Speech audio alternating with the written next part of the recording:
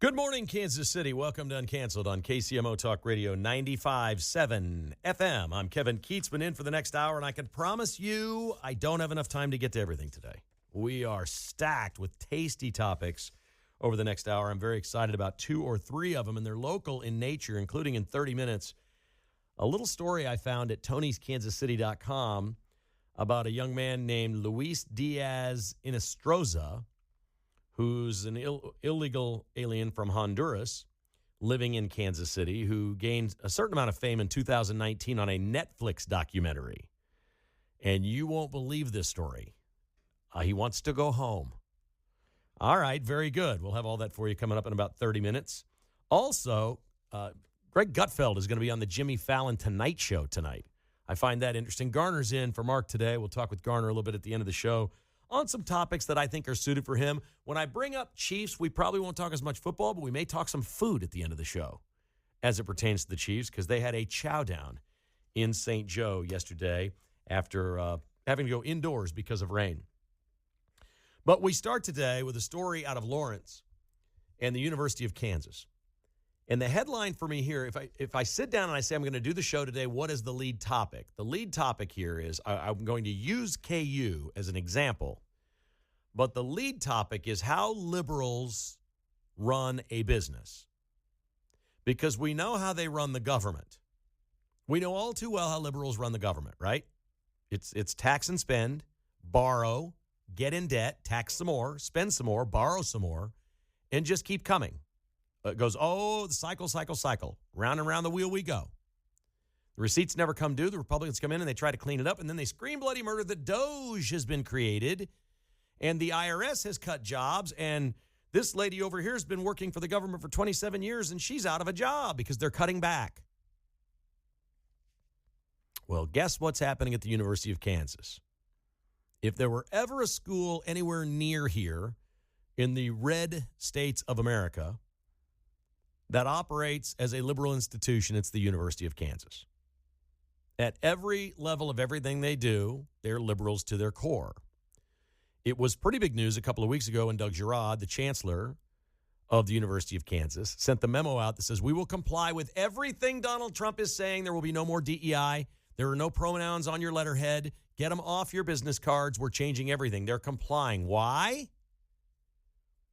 Because the funding could be pulled. And KU doesn't want to have to pay what we're seeing all these other schools pay, not just in not receiving the federal funds, but in back pay, fraudulent pay. If Trump comes after you, he's going to squeeze $100 million out of your school. It's been way more than that for some Ivy League schools. And they're all seeing it, and they're all adjusting. And they're officially terrified at the University of Kansas that their beloved governor is going to be voted out next year in the state of Kansas, and that Donald Trump will be the president for the next 3.5 years. And they have now announced university-wide they need to save $32 million a year in savings. Each head of each department has been notified. KU needs a Doge. They're not going to do it because that was Trump's idea or Elon Musk's idea, but they need it. They've got to cut $32 million, and they sent an email to the staff that said, do not expect your state of Kansas 2.5% pay increase next year. We don't have it. We're the University of Kansas. We're stone cold broke.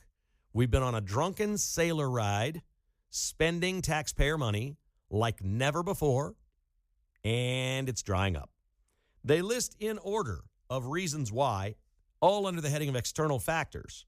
The first is, of course, federal funding, to which I don't know that anything's been cut yet at the University of Kansas. The second is federal law changes. That's just a shot at Trump. Again, this is how a liberal business will operate and how a liberal business will justify the fact that we're short $32 million. Orange man bad. They're pointing at Trump. Again, federal funding, federal law changes. Then they say stagnant state funding. Oh, those terrible Republicans that have the supermajority in Kansas have stagnated the funding to the University of Kansas at the state level. Well, the government's been a cash cow for this school for 6 years, and that gravy train is coming to an end. I'll have more on that in a moment about what Laura Kelly has done for this school. She loves them. They finally, down the list, get to changes in enrollment. They don't say reduction. They don't say fewer kids are going to college. They don't say, you know what, some parents or maybe or younger people are a little more conservative and they realize if they come here, this isn't the place for them, that they don't want to demonstrate over here with these Palestinians that want to kill Jews, that doesn't sound like a great college experience to them. So they just call this changes in enrollments. They don't get into another major factor. Another major factor is KU athletics. KU athletics is a huge revenue generator. They don't make a profit because they're drunken sailors too. They borrow and borrow and borrow, and KU's been broke forever in their athletics department. There's no reason to be. They just have been. It's the way the school operates. I'm not knocking them. I'm just telling you the truth. You let the liberals in charge, and the entire culture of the university is get taxpayer money, borrow money, grab money, spend it, be in debt. Don't worry about your budget because you'll always find more somewhere down the road, and everything will be okay. It feels like at KU they know the Grim Reaper is around the corner. KU athletics makes so much money that over the years, they pour a lot of it back into the general university fund. They will take revenue from athletics and pay for the scholarships that a lot of their athletes get. Let's say it's $10,000 to pay for Johnny to play on the football team. KU will take $10,000 and they'll put it into the general fund of the university. This is how universities and athletic departments have kept peace forever. Again, the university is being funded by athletics because they just always assume there's going to be outside resources and money coming from everywhere. Well, guess what? There's revenue sharing now in college athletics. What is revenue sharing about? Oh, 20-some million dollars a year is going to go to the athletes. So the school's $32 million a year underwater, but the athletes are about to get $22 million every year. So KU Athletics is done sending money over to the general fund of the University of Kansas to operate as a school that's underwater. They don't discuss that in their memo, but it's a big part of what's going on. To show you how egregious this is at the University of Kansas, all you need to do is look at their new football stadium. This school somehow that has no football tradition, no interest in people going to games, I'm not saying they don't need a new stadium. They absolutely need a new stadium, and it looks great. It looks like they're doing a great job. Let's be perfectly clear. What they've done so far looks fantastic. They're doing it right, but they're doing it right with your money. Even if you don't live in Kansas, they're doing it with your money. There's $35 million worth of COVID-19 money going into that stadium. Let me repeat that again. The University of Kansas, with the governor, Laura Kelly, somehow managed to divert $35 million worth of COVID money that they received from the federal government and give it to KU football to build a stadium because they didn't have enough donors to finance a stadium. They've been trying to renovate or finance a stadium for 30 years. And what do the KU donors say? We're tapped out. We're giving you all this money to keep refurbishing Allen Fieldhouse and Bill Self's contract and new Jumbotrons and all this stuff in basketball, which is important to us. We don't have football money for you. So they raised some money. And I think this phase, they're spending about $275 million to get done what is done. They're not spending that much in this phase, I don't think. But the total number is much bigger. Then they got $50 million more just from Laura Kelly, just from the state of Kansas, calling it economic development because they were going to build this gateway project around it, which hasn't happened yet. So Laura Kelly approved from the state of Kansas, some from federal funds, others from a fund in Kansas, okay, in the state of Kansas that's for economic development, $85 million of your money. Even if you live in Missouri, you paid because there's $35 million in COVID money. We're all in on the COVID money. Every single American is in on the COVID money. They borrowed it. We're broke. We're going to get taxed out our yin-yang and have to pay that stuff off. How a football program that generates all this revenue, even if they go 0-12, they make tens of millions of dollars every year just on media rights, is taking COVID-19 money to build a stadium, tells you everything you need to know about how liberals run businesses. It's how they run governments. So why wouldn't they run a school that way? Why wouldn't they run their business that way? They're running that place into the ground, folks. They need $32 million stat, which means forget the hiring freeze. They're going to have to start laying people off because the Kansas legislature does not need to bail the University of Kansas out, period. The other schools do not have this problem. They're all facing declining enrollment. Universities have all kinds of problems, but this was the one that was the shining beacon of we're bloated with all these monies that are not ours, that we don't generate. We're the shining star on the hill. That's what KU is in the university system. And they're the cash cow, and they get all the money from the government. It's got to end. The legislation and the Board of Regents need to cut them off until somebody can get to Lawrence and figure out, like, the chancellor's a good man. He's a surgeon, right? Dr. Girard is a surgeon. Let's be honest. Doctors are incredible. That doesn't mean they know how to run a business. Some do. Some are great at it. I'm friends with one who just went and got his master's in business administration from Northwestern because he's running a business and he's a doctor and he wants to run it the right way. This school's been on a gravy train. They've been on this giant shakedown liberal handout program for decades. And now everybody that's working there is scared to death. Well, the best thing that could happen, their easiest way out is if people quit and they just don't replace them, that they start getting scared. But when you get an email that says, don't expect your state of Kansas 2.5% increase in salary next year, are you staying at KU?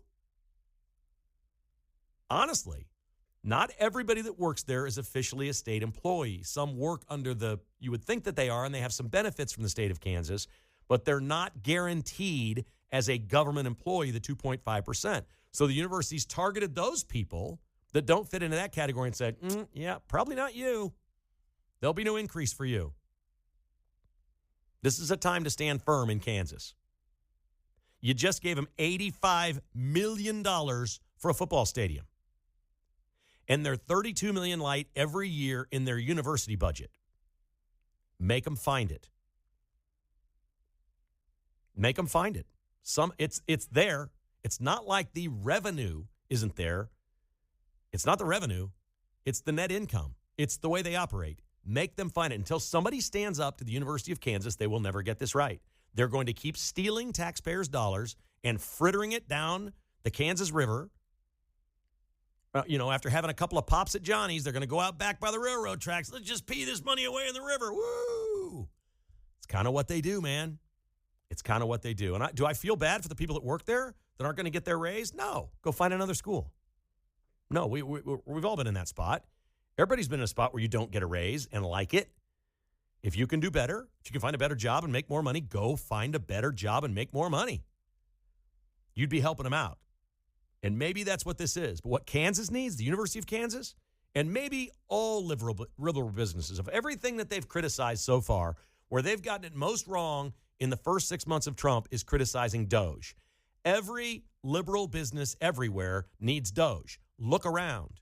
CNN, cutting staff. CBS, Colbert's gone. Sirius XM, see ya, Howard Stern. It's one after another. They've all been swimming in USAID cash and George Soros money. They're funneling $50 billion a year, saying they're giving it to hungry kids overseas, but then they're giving it to organizations who steal the money, bring it back through the Soros Foundation, and pour it into media. We know what they've done with media in this country. There is no way Howard Stern ever made a profit at Sirius XM. It didn't happen. It didn't happen. But it got attention for Sirius XM, and it worked out for them. Somebody was subsidizing it. Another liberal business. They go broke. And that's not going woke, going broke, folks. That's a totally different thing. I'm just talking about you spend whatever you want and just assume somebody's going to give you that handout and take care of you. It's a mentality. It's the way certain people think, and it doesn't work. And for the University of Kansas, those receipts are coming due. 913-408-7957. If you'd like to join the conversation on 95.7 FM, this is Uncanceled on KCMO. Kevin Keatsman, Uncanceled. 10 to 11 a.m. on 95.7 FM, KCMO Talk Radio. Hey, we're back on Uncanceled. Great to have you with us. The Vince Show coming your way at 11 o'clock. In just a few minutes, we're going to talk about a local resident, a local illegal alien that's had a hell of a 12-year ride here in Kansas City, and he's had enough. He wants to go home. He wants his $1,000 in a plane ride. We'll tell you his tragic story of his awful time in America coming up in just a few moments. But first, we go to the phones. Here is Stu in Rosedale on KCMO Talk Radio. Hi, Stu. Hi, Kevin. I'd like to share some remarks about Howard Stern. And first of all, I suppose I should say Baba Booey, just to show that I was once a fan. I used to admire Stern for doing improvisational comedy every day on the radio. But his act was still derivative of Don Imus. And Imus was still the master without resorting to latrine mouth the way that Stern did when he left terrestrial radio. Stern was always an Imus wannabe in the way that Garrison Keillor was always a Gene Shepard wannabe. This is for radio heads here, you know. But Stern jumped the shark for me long before Sirius XM, long before COVID, while he was still on terrestrial radio, when his show, and this is a pet peeve of mine, when radio shows become so incestuous that it seems all they talk about is their own show and their ratings and inside stuff of the show. That's why I don't care for Guy Benson. That's when I tuned out. But I continue to enjoy listening to Don Imus, and I still do, thanks to YouTube, even though he's gone. Right. Okay. Great thoughts. I appreciate it, Stu. And I used to love Howard Stern as well. He basically went away from his base. It was largely men that listened. A lot of people would be considered as listeners maybe blue collar in whatever way. Working man against the man sort of thing. Stern was a rebel, and then he just became the man. He became the machine that he railed against all those years. Trump said yesterday that Howard Stern was over when he endorsed Hillary Clinton. That was 10 years ago. Maybe. That absolutely could be true. That's possible. But Howard Stern last year, as recently as last year, said, I hate Trump voters, and I demand that none of you listen to my show. And when you've done that, you're asking for it. I don't understand the thought process in that. Travis is in the next on KCMO Talk Radio. Hi, Trav. Yeah. Hey, Kevin, I want to kind of follow up and have a little bit more conversation now that I've calmed down a little bit towards Melanie Arroyo. She wants attention. Well, guess what? I'm going to give her a little bit more. Tell everybody who she is. Tell everybody who she is. She's one of your city council members, Kevin. So she's a city council member in Lenexa that on Tuesday wanted to be selfish instead of discuss some of the issues the people of Lenexa wanted. Okay. Personally, I have questions for the city. We had 2 shootings that were right next to an elementary school just last month. We still haven't gotten answers on that. All right. She's grandstanding. Okay. Let's let people know what you're talking about here. Hang on, Trev, okay? Yeah, she's grandstanding that she's a victim because somehow the state of Kansas and the city of Lenexa allowed her to become a councilwoman without knowing if she was an American citizen. So they were asking for proof of citizenship, and she's playing the victim, and she's playing it wildly, correct? Correct, Kevin, and thank you for putting that out there for everybody that's not aware of it. So she's distracting from the issues, and whenever on that meeting on Tuesday, if you notice, there's a lot. I've got more questions than I have answers now on this. Is why in the world was the media all there, and all the people that showed up to talk are never at city council meetings? Well, they were there because these people were liberal leftists to speak at the council meeting, and their friends in the media came to make a crap show out of it. We know why. Yeah, but does this not scream Juicy Smollett or whoever that person was? If what's going on in Lenexa doesn't, and thank you, Travis, for the call. We're up against a break here shortly. If what's going on in Lenexa with this whacked out mayor, Julie Sayers, and what she's done with all the lib chicks she's brought in, surrounded herself by them, and the things that she espouses and believes in, if the people of Lenexa don't see this and vote her out when she's up in a couple of years, then shame on the residents of Lenexa. You had a podcaster and a person going door to door named Kevin that was telling residents everywhere, this lady's wackadoodle, and she's going to be your mayor, and everything's going to change. So if you live in Lenexa, wake up to it. They're doing it, and yes, they can do it in your neighborhood too because they do it pretty much everywhere. When we come back, a man in Kansas City, Kansas has said he just cannot stand being in America any longer. He can't take it. I can't take it. I got to go. That's next on Uncanceled. It's Kevin Keatsman Uncanceled on 95.7 FM, KCMO Talk Radio. Coming up in just a few minutes, your chance to win Alabama tickets by texting in the keyword. We'll give you that in a few minutes, so stick around for that. We are brought to you today by our friends at bestofferkc.com. You've got a friend at bestofferkc.com. If you need to sell a home quickly with no hassle, no realtor, Best Offer KC is the best real estate friends you can possibly count on. Whether you've inherited a house, maybe it's a financial issue, a personal matter, or a health concern, bestofferkc.com will guide you through the plan that's perfect for you, even if you don't do business with bestofferkc.com. You can use them as your sounding board. Great advice, absolutely free. Maybe it does work out that they buy the house from you. And that's a best case scenario many times for so many people in Kansas City. The Best Offer KC's never backed out of an offer. Love that about them. The other guys can't say that. This is the company to call when you need to sell, and you need to sell in a hurry. Whether you don't want to show, you don't want to repair, you don't want to remodel, 338-SOLD is the phone number to call. That's 816-338-SOLD. The phone call's free. The consultation's free. 816-338-SOLD. If you need to sell your house quickly, for bestofferkc.com, helping you leave the hassle behind. Jeanine Pirro, the U.S. Attorney for Washington, D.C., has just finished a news conference in D.C. where she said that she has spoken with Sarah Milgram's family here in Kansas City.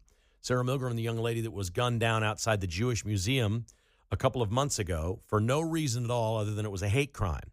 Jeanine Pirro has been charged as the U.S. Attorney in D.C. for cleaning up the streets. Trump has indicated that he's putting the National Guard in place. He's going to, I believe, ask Congress to pass a law that D.C. will try everyone 14 and older as an adult. That's the age that Trump wants. That seems reasonable, as juveniles have gone wild in the United States. We saw it here at the Chiefs parade, where everybody initially went, oh, my God, children were shot. They're going to Children's Mercy. Yeah, they were juvenile gang members shooting at each other, okay? And they all got set free. They're all just out. Nothing happened. They're juveniles. We do need to change the laws. And the gangs are exploiting this. The people that run these operations understand they find teenagers, they recruit them, they give them money, guns, cars, sex, drugs, alcohol to go do the dirty work. It's a great life for a 15-year-old boy that has nothing else at home. Until something really bad happens, like they change the laws and we're going to lock you up for 20 years. Because right now they just let people go. And she said she's spoken, Jeanine Pirro, with Sarah Milgram's family, and she's taking their input, and they will have input on what is the final policy. And she's talking to victims of hate crimes and crimes all over D.C. and listening to the families about what they think should happen. She believes they have a unique perspective as survivors of victims of what should take place in D.C. if and when Trump federalizes, which it sounds like he is now doing, after the guy we know as Big Balls from Doge got pummeled 3-4 days ago in D.C. walking his girlfriend to their car. Yeah, it's changing. There's a lot of things in America changing, and it sounds like for the better. This story just kind of tickles me the deeper I got into it. I saw the headline at Tony's Kansas City, and it was, I forget exactly what it said. It was very simple. There's an illegal alien in Kansas City, Kansas. I'm going to give you his story very shortly. This sounds like something you'd want. I mean, you want to prop this story up. Young man gets into the richest country, is from Honduras. He gets into the richest country on earth in 2017 illegally. He stays illegally and starts working as a handyman, repairman around the house, Mr. Fix-It, can do some things, do some renovations, whatever. Starts making money like he's never made before. He gets a work visa. He's got a girl. She's an illegal alien too. Oh, now she's pregnant. He also has a stepson. He's got all kinds of things going on, but he's living the dream. He's out of Honduras. He's in America. He's making more money than ever before. He's living in Kansas City. The Chiefs are getting good. The Chiefs draft Mahomes. Life is great. And his phone rings. 5 years into this thing. And who is it? Is it ICE? Nope. Is it Trump? Because Trump was president. Nope. You're fine with us. You're following the laws. You're contributing. We got your work visa. You're putting some taxes in. This is a good story. We're okay. Maybe not exactly a model family the way we draw it up like Ward and June Cleaver or something, but whatever. It's Netflix. They want to put him on a documentary that Selena Gomez is producing. And he does. He's one of 6 or 8 illegal aliens that are featured in a Netflix documentary called Living Undocumented. He becomes a star. He goes to the red carpet. He dresses up. He stands there and takes pictures with Selena Gomez. Everybody in Honduras is like, oh, my gosh, Luis Diaz Inestroza in Kansas City is living the dream. He's a movie star. He went to America. He's living the dream. This is so great. Everybody in Honduras saw it. He had to just become massively famous in Honduras. Well, that ends. He lives the good life during the Joe Biden years. There's even more money flowing. Life is good. He's so happy. And Trump wins again. And he goes in office. And 6 months later, he says, I'm utterly defeated. I can't take this anymore. I want to be deported. He calls an attorney, an immigration attorney, and says, I want to get out of here. I want my $1,000 and my plane ride home. Folks, this is the best immigration story in Kansas City. Think about, especially young men, think about when you were in your 20s and into your 30s. If you went someplace on the road, you met a girl, you're making money, you're living life is so good, everything's great, the reality of life eventually catches up with you. I'm pretty sure there will be a day this man is 90 near his deathbed talking to his great-grandchildren saying the best years of my life were those 12 years in Kansas City. It was unbelievable. I was a Hollywood star. I was on Netflix. I was with Selena Gomez. I had this chick. I'm making this money. I'm doing all this stuff. The Chiefs are winning Super Bowls. It was unbelievable. But now Trump's back, and he's scared. He's afraid they're going to come get him because he's still illegal. Folks, the reason this is the story to point to is, why is he still illegal? I can answer the question. You may be asking, well, I don't know. It's a simple reason why people don't become American citizens when they come here. They don't want to be Americans. They want the spoils of being an American. They want to come here and get paid more money. They want to make more money. They want to live the good life. They want to live it up. But he's a Honduran. That's the answer. Just like the woman in Congress says she's a Guatemalan before she's an American. It's the same thing over and over and over. I always point to Salvador Perez of the Royals, came here from Venezuela. It didn't take him long. He got here and said, he told the Royals, I want everything fast-tracked. As soon as I can become an American citizen, I want to do this. Same thing for Alcides Escobar, the Royal shortstop of the World Series year in 2015. They were fixated on becoming American citizens. We want to move our families out of Venezuela, which is awful, and get them here. They did it. We have tens of millions of illegal aliens in this country that are not interested in being Americans. They're not interested in assimilating. They're not interested in participating in a society, a civility, a tradition that exists in our country and has for 250 years. It's not their tradition. And I'm not saying all of them. Let's say it's half. Let's say half the people come here and want to be Americans. And let's say half don't. What we're getting right now is those that don't are going home. Because all of a sudden, spreading through this community is absolute terror and fear that a black SUV is going to pull up. I'm going to get cuffs slapped on me. And that's the end. I don't get to say goodbye to I don't know if he's married to this woman yet or not, or if they're still together. There were people commenting online at Tony's Kansas City that a lot of this had to do with some sort of a breakup, that his personal situation is not what it once was. Well, I'm sure that happens to the best of us. We understand how that works. Poor Luis wants to go home. He wants to be deported. Great.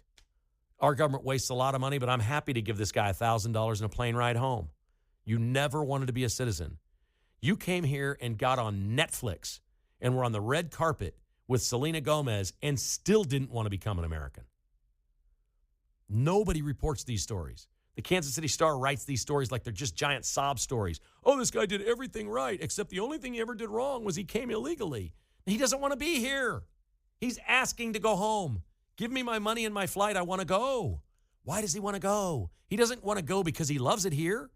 He's done with this.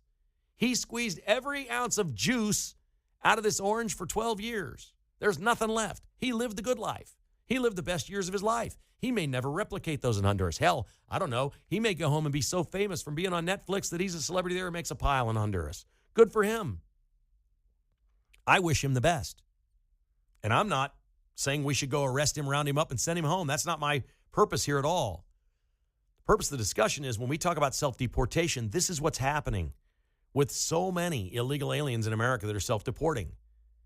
They never wanted to be citizens. They wanted to work here, and there's nothing wrong with having a family, a wife, a couple of kids at home, and you go to America and you work for 10 months out of the year, and send half your money or more home to your family because it's going to be more money than you can make there, and then maybe go home for the holidays and come back and work another year. There's a lot of people here that are dedicated to their family and doing good things, but you know what they're doing? They're stealing from us. They put cash in the United States mail and mail it home. It's unbelievable the way we've been ripped off. We can't allow it to keep going on. And if these people are now uncomfortable, where they're worried that something bad is going to happen because they're here illegally, go home. Get in line. Luis's best chance to come back or become a citizen is to go home now and get in line. And it's the same for all of them. But we keep seeing all these fraudulent stories. And for some reason, the local media is like last to catch up. We're seeing it nationally where they're starting to report some things that are real. Nobody in Kansas City wants to report the real story. Why are these people self-deporting? Has any reporter in Kansas City asked the question, why do they want to go home? Why? America's great. Why wouldn't they want to be here? They don't want to be citizens. If you've been here for 30 years illegally, you never wanted to be a citizen. You love your home country. You have a pathway back and forth. You have family there. We know people like this. Most of us know people in this situation. They're not interested in being Americans. They're interested in making money like Americans and either sending it home or spending it here or whatever may be the case. This is the classic example. There's a high probability that Luis's 12 best years of his life were here in Kansas City. And he's literally at a point where he says right now he's utterly defeated and can't take this anymore. Excellent. Go home. Go to Honduras. I've never been. I hear there's beautiful places in Honduras. Go. I'm sure that a lot of people know you from your Netflix special. Go do it. It's nuts to see some of these things taking place. But there are more and more stories out there that if we just peel the onion back a little bit, you can see what's going on and find, we always talk about root causes and whatever. What's the root cause of mass migration or self-deportation, however we want to discuss it? What's the root cause? You're not happy where you are. The reason you came here was you weren't making enough money where you were. The reason you're going home is you don't like it here anymore. You never wanted to become a citizen, and now it's uncomfortable for you. You feel threatened, targeted, scared, whatever may be the case, but you've had a chance to be a citizen, and you chose not to. America was never for you.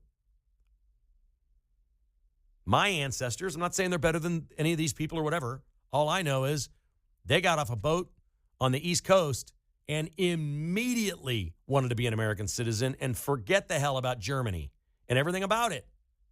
They didn't like it in Germany. They came here. Sorry, don't care. I don't think I'll ever visit Germany in my life, and I'm not that far removed. My family came over in the late 1800s. I don't care about Germany. They came here immediately and learned English, assimilated, became citizens, and there's not a person in my family that was raised as anything other than American. We need that back. If you come here and you want to be a citizen, English is your language. Let's get back to what we were as an immigrant nation. We embrace being an immigrant nation, but let's do this the right way. 913-408-7957. If you would like to join the conversation, this is Uncanceled on KCMO Talk Radio. Right now, it's time for you to text the keyword to win tickets to see Alabama at Thunder Ridge Nature Arena in Branson on August 21st. Pat Green is also playing that night. 2 free tickets right now. Text the keyword country. That's country, as in United States is your country. To 913-408-7957. Text the keyword country, and you could win tickets to see Alabama and Pat Green coming up at Thunder Ridge Nature Arena, courtesy of KCMO Talk Radio. The Vince Show is coming your way very shortly. Stick around for that. We're taking your phone calls right now, and we got some nice folks that have been patiently waiting on hold. Let's get to them. Farouk is in Overland Park. Good morning, Farouk. How are you, sir? Good morning, sir. How are you doing? Excellent. Thank you. Good. I just want to share my thoughts on what you just talked about, the immigration stories. Me and my family, 1984, I was 11 years old, living in Pakistan. My dad decided, and I had a younger brother with special disabilities that Pakistan could not accommodate. So we filed for immigration status with the embassy. It took like 5 years to get the paperwork done. We finally got here in 96. 96, lived in Virginia, moved to Kansas City the year after that. Dad got a good job at Blue Valley Schools. I went to a small school in the country and ended up going to KU for 4 years. Got an awesome job. My brother's doing amazing. Same thing when we came. None of us knew a word of English, but we had to assimilate because that's what you do. I just want to show my gratitude how amazing this country has been for me and my first generation immigrant family. Now I have 3 kids and a beautiful ex-wife. Just my story is that when we came to this country, we didn't know anything about it, but we were so thankful for the luxuries it provided to us that we could never dream of having back home. And where I'm in my life now, I could never be in any other country, and I love it here. Farouk, you have made my day. I don't know if people can see on the live stream if we're up. I literally got goosebumps on my arm, and the hairs are raised up on my arm. Your story is America, fantastic. I tell people on my worst day in America, politically, financially, whatever, I will take that over any day in any other country, any end of it. That's incredible. I just want to say thank you.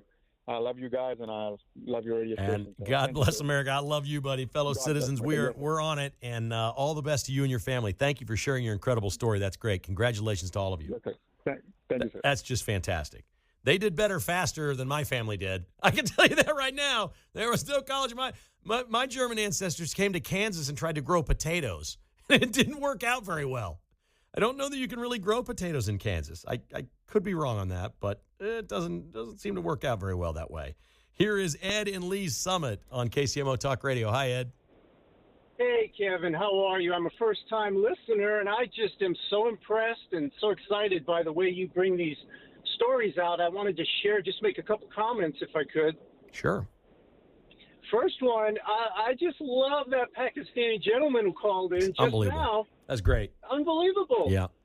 When you look at Victor Davis Hanson's book, The Dying Citizen, and he goes in and describes the difference between tribalism and citizenship, and how an actual American citizen has to do just what you said. They have to literally raise their hand and make a vow that they're going to disown their former country, disown their laws, and be loyal to the Constitution of the United States. Yes. And these illegal aliens do not want to do that. They don't. And that's the story of this young man that I was profiling today. He's had a great 12-year run here, but he's miserable now and wants to go home. Well, go home. You never wanted to be here to begin with other than the money. Yes. And now my second point. When you talked about KU and defunding, I did a big study on KU. Some of the courses they taught, one of them will crack you up. It's called White Angry Men, the History of White Privilege in America. Wow. That's a course you could take as an elective at KU. Thank you for the call. I'm going to guess you can't take it for long. I think that one's going to get phased out pretty quickly. Here's Eric calling us from Kansas City. Hi, Eric. Hey, Kevin. How you doing? Great, man. Appreciate you taking my call. Hey, my wife is from Honduras. And when I met her 41 years ago, we had to go through all the process for her to get here. And it took 3 months for her to get here after we got married. And I've sponsored her mom, a couple of her brothers and sisters. And the whole immigration situation is kind of aggravating to me because when I sponsored them, I was told by the government, you are responsible 100% for them. They cannot get welfare. They cannot get food stamps. They cannot get anything. Okay. Are they citizens now? Did they become citizens? As soon as my wife was eligible, we put in for citizenship, and she's been a citizen for, 38 years. What about the other family members? I got a nephew. He is a citizen. 2 of my sisters-in-laws are. My brother-in-law, I think he's wanting to. He's 70 years old. So. Sounds like it's worked out pretty well. It has. The funny thing is, it shouldn't be that easy. It shouldn't be easy. I know it was an aggravation for you, but it shouldn't be easy. And it shouldn't. It's a prize when you get to come here in this country. You have won the lottery. Awesome, Eric. Great call, buddy. Thank you so much. I appreciate that. Man, you guys are the best. That's great stuff, man. That is really great stuff. And it's worked out well for him, his wife from Honduras, and much of their family. And, yeah, it could be aggravating. I'm sure the system can. Trying to get a driver's license can be aggravating, too. It's just kind of how it works. All right, Garner, let's wrap it up with this. The Chiefs are in camp. They got moved from outdoors to indoors yesterday because of the rain, but it didn't spoil their meal. For the 37th year in a row, Zarda Barbecue catered Chiefs camp. They used to drive up to Wisconsin and cater food. That's a long drive. That is a long drive. They served something for the first time ever at Chiefs camp. What do you think it was? Oh, geez, I have no idea. I wouldn't. I figured you were going to Google search it on me and just nail it. I just don't know. What do you think the favorite food is of 20-something males? Well, I would go with barbecue ribs. Okay. I was thinking wings. Okay. First time ever they made wings. Now they're barbecued wings, not the buffalo style. But the Chiefs ate in style. The Vince Show's coming right up.